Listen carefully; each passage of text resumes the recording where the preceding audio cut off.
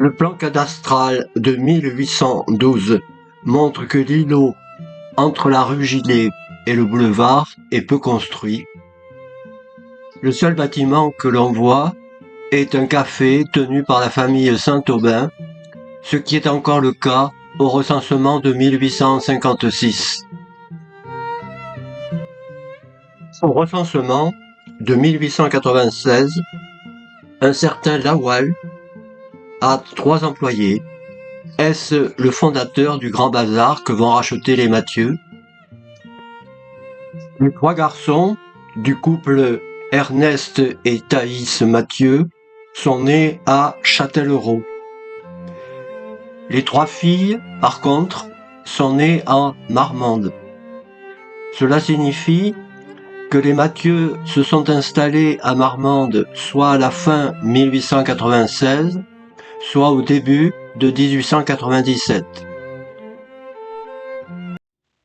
Le Grand Bazar est un immeuble de 2 étages et 5 fenêtres par niveau, doté d'une marquise particulièrement simpliste qui sert à protéger les clients. La colorisation de la photo permet de voir un peu plus de détails en lien avec l'environnement, comme cette roulotte. On peut voir aussi de manière plus distincte que l'immeuble qui jouxte le magasin Mathieu est un café et que la famille qui pose est certainement l'ensemble des Mathieu, à l'exception de Émile.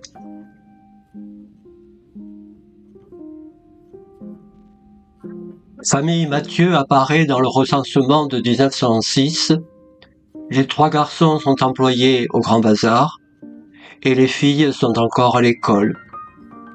Le Grand Bazar est indiqué sur le recensement comme le Grand Bazar de Paris.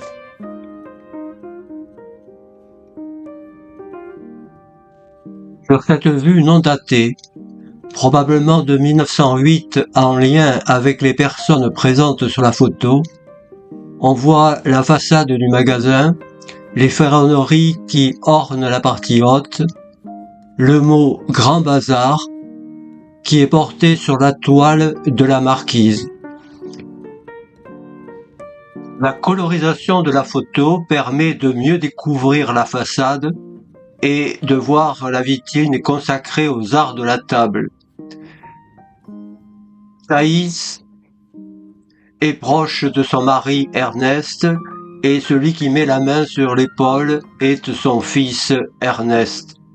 Hélène est certainement la plus grande des 2 filles et elle tient la main d'une jumelle. Vient ensuite le personnel du magasin.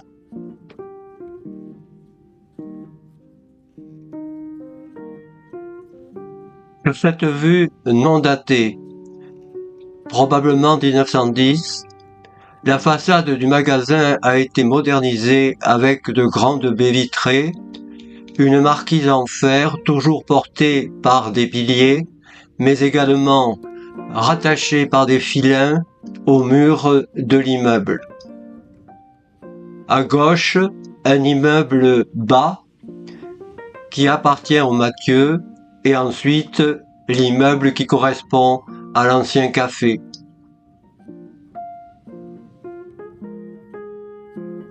Observons que l'immeuble le plus bas, qui comprend des ouvertures sans fenêtre, s'inscrit dans un processus plus récent que les 2 bâtiments qui l'encadrent.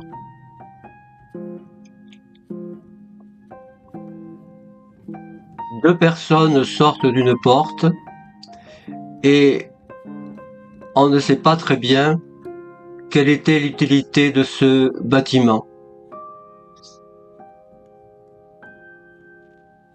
Devant la façade du Grand Bazar sont exposées quelques-unes des marchandises disponibles dans le magasin et on peut voir des transats mais aussi des berceaux.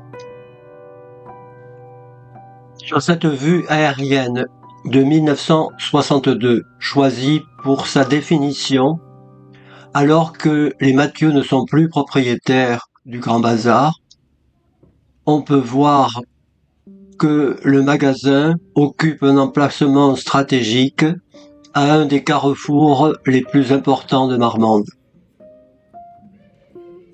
Sur cette vue, nous pouvons délimiter en 1905 les composantes de cet ensemble. En 1, le Grand Bazar avec ses 2 étages. En 2, c'est l'immeuble en rez-de-chaussée entre le café et le Grand Bazar. Et en 3, avec des toits qui ressemblent à ceux d'un atelier, peut-être une zone d'entrepôt. Sur cette carte postale non datée, mais éditée par les Mathieu un peu avant 1914, on constate de grands changements en ce qui concerne le Grand Bazar. D'abord, il a été rajouté une partie de 2 étages avec 3 fenêtres par niveau.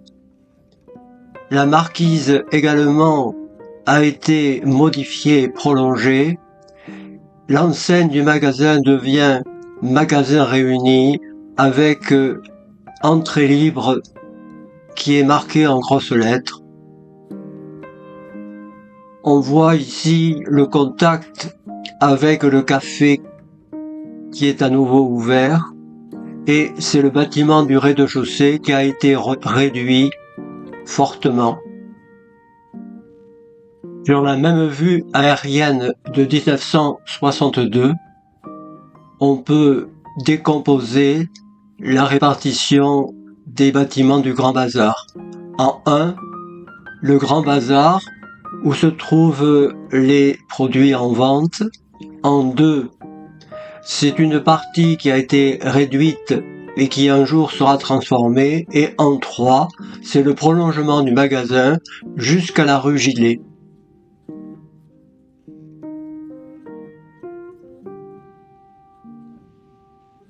La famille Mathieu adhère au réseau des magasins réunis, fondé par Antoine Corbin de Nancy.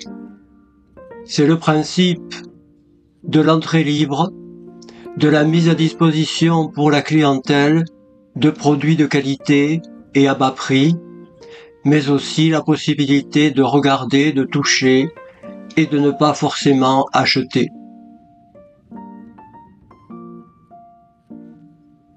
Au recensement de 1911, la famille Mathieu est au complet, à l'exception de Émile, qui fait peut-être son service militaire. Rappelons que le père, Ernest, décède en 1912.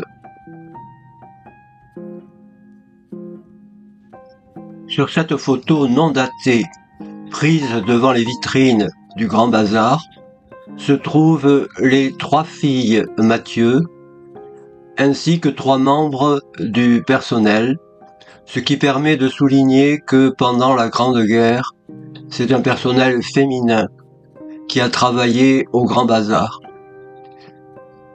Le militaire qui se trouve sur la photo est-il Émile Mathieu? Cela est plus que probable en raison de la blessure au pied gauche, et comme Émile est rentré en juillet 1917 de Suisse, la photo date de 1917.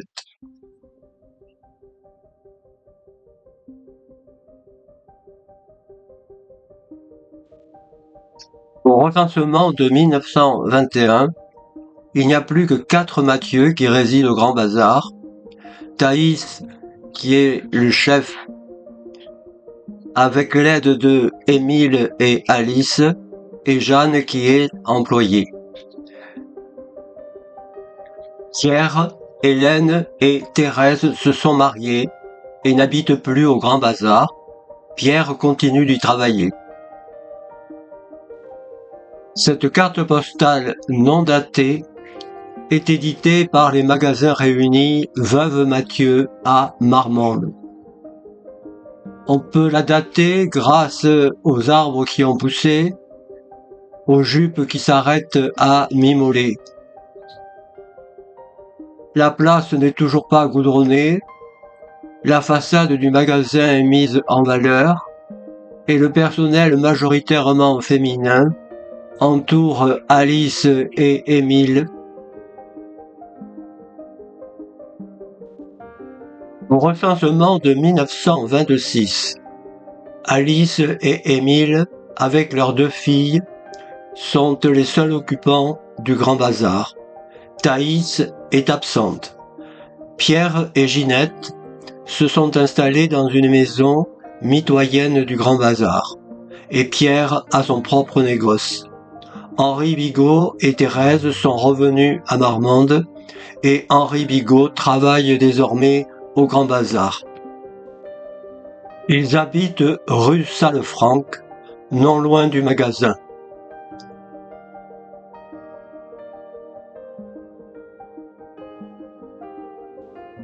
Sur cette photo de 1928, les 2 filles de Alice et Émile jouent sur l'esplanade devant le Grand Bazar. Cela permet de voir quels sont les jouets qui étaient vendus dans le magasin, mais également de remarquer la tenue de ces 2 fillettes. Quelques marchandises sont exposées sous la marquise.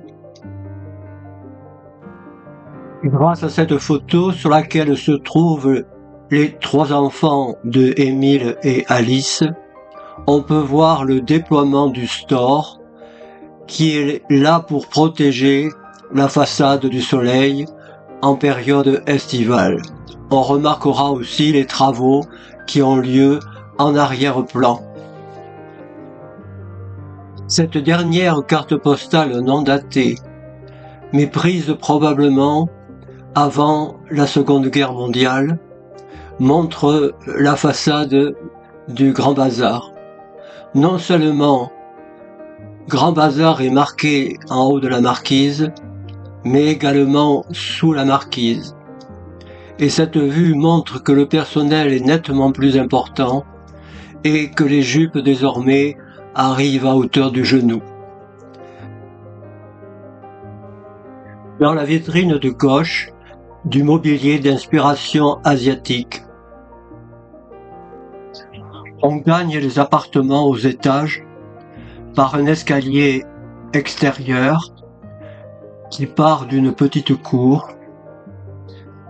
Il y a un autre escalier de secours qui monte jusqu'au 2e étage et à la cheminée. Au 1er étage se trouvaient les appartements de Émile et Alice. Ils occupaient la partie la plus ancienne de l'immeuble, l'extension ayant servi à mettre des zones de stockage. Et on pouvait communiquer avec cette zone de stockage, mais on pouvait aussi communiquer avec le magasin par l'escalier qui se trouvait au niveau de la salle d'eau. Au 2e étage, accessible à partir d'une entrée donnant sur le couloir du 1er étage, se trouvaient les appartements Bigot, de nouveau des zones de stockage, et également le bureau de Émile Mathieu avec des employés. Les enfants se souviennent que Émile prenait la peine de rembobiner les ficelles après l'ouverture des marchandises. Le magasin occupe le rez-de-chaussée de l'immeuble de 2 étages et se développe également dans son prolongement dans ce qui ressemble à un atelier ou une zone de stockage. Quoi qu'il en soit, cet ensemble est porté par des poteaux en fonte et cela permet de penser que le Grand Bazar a été construit dans la 2e moitié du 19e siècle. Au centre, le grand escalier permet d'accéder aux étages, mais n'a aucune utilité dans la partie en extension Dans celle-ci, des meubles avec présentoir créent une séparation.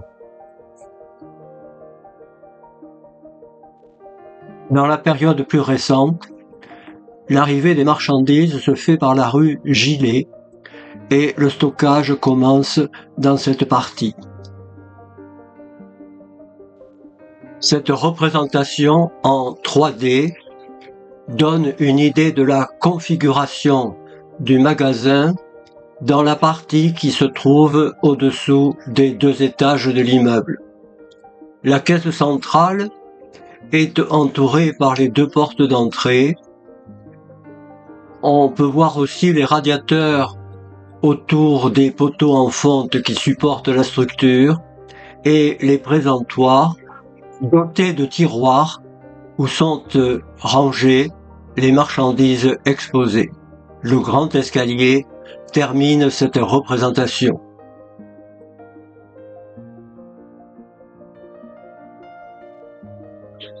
L'entrée des marchandises et le départ des colis se faisait par la rue Gillet. Il y avait un bureau dans lequel on pouvait lire des maximes qui s'adressaient autant aux employés qu'aux acheteurs potentiels dans le magasin. En franchissant les 2 portes d'entrée du magasin, on pénétrait dans un espace qui était plutôt réservé aux femmes. Il s'agissait des vêtements, mais aussi des produits de beauté, des sacs à main. L'arrière du magasin en direction de la rue Gillet proposait des jouets, des meubles, de la vaisselle.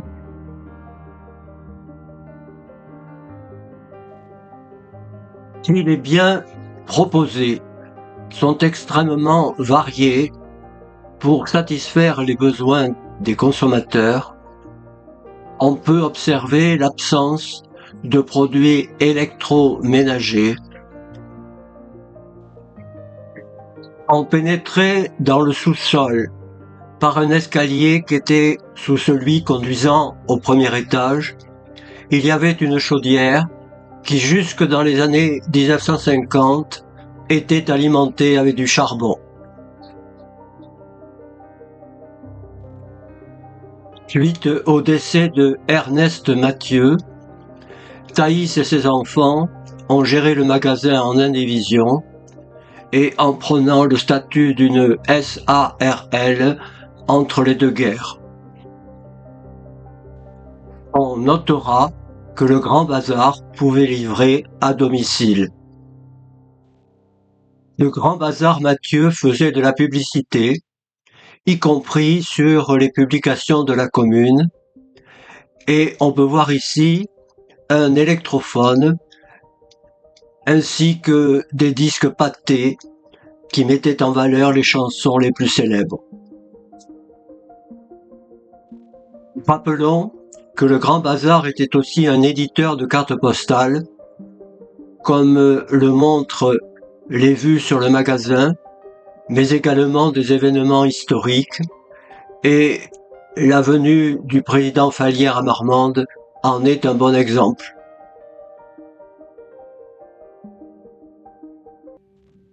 L'avenir du magasin se pose car il est menacé par les évolutions économiques et il convient aussi de souligner l'âge avancé des dirigeants en milieu des années 1950. On peut donc considérer qu'à partir de cette date, tout se met en place pour organiser la vente du Grand Bazar.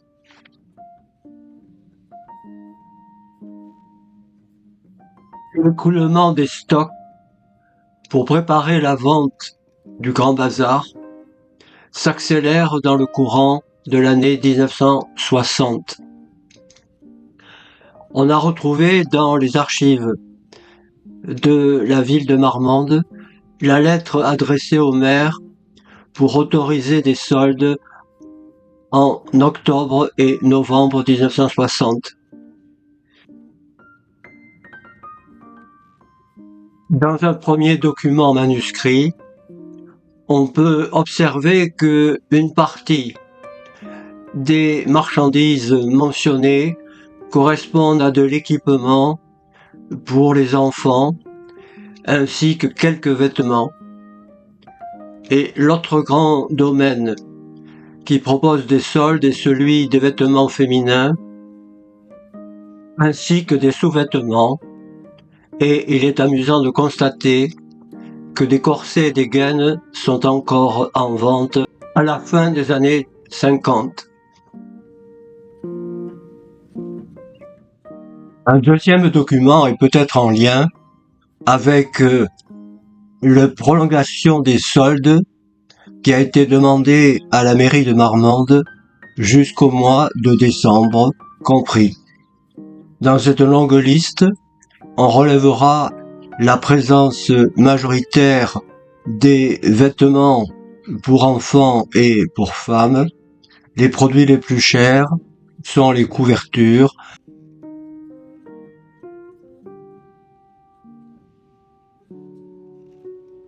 Le 29 décembre 1960, le Grand Bazar Mathieu est vendu à la Société Garonnaise des Grands Magasins pour un montant de 300 000 nouveaux francs.